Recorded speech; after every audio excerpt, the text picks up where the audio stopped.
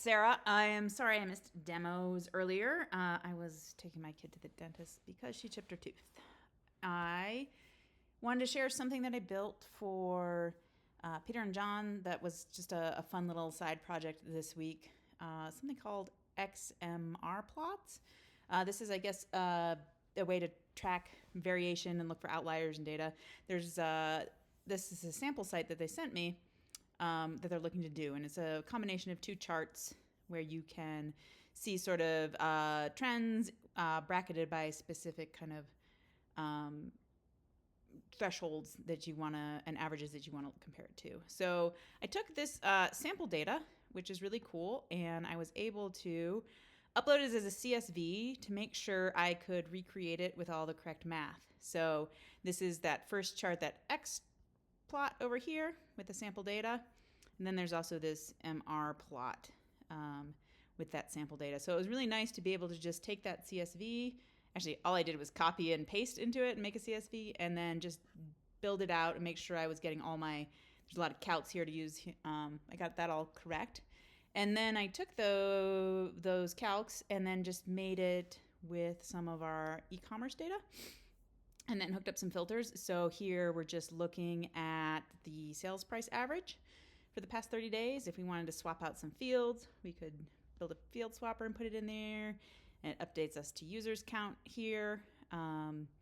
Check the categories. So however you look to analyze these charts, to look for outliers, you could be able to do that.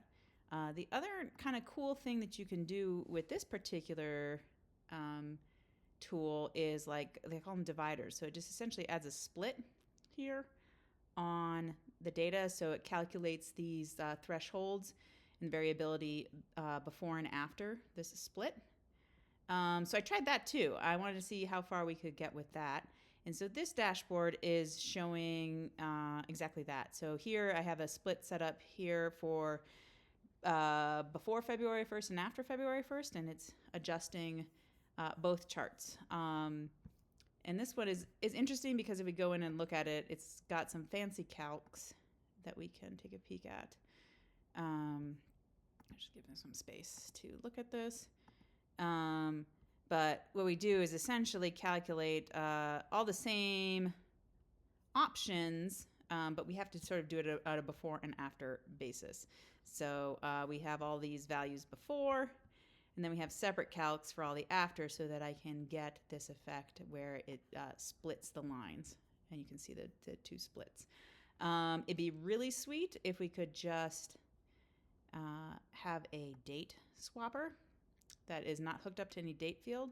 Right now I'm setting up the divider date here by just hard coding it in here. So if I wanted to change that to something earlier, say like a different day in here, I can do that. So it's, dynamic this way. Once it loads, it's pretty slow.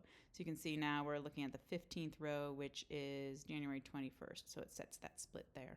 So it's pretty cool, but it would be awesome if we could pull this up and just have it like as a control up here. Something to look forward to when we build some more interactivity into our controls. Thanks.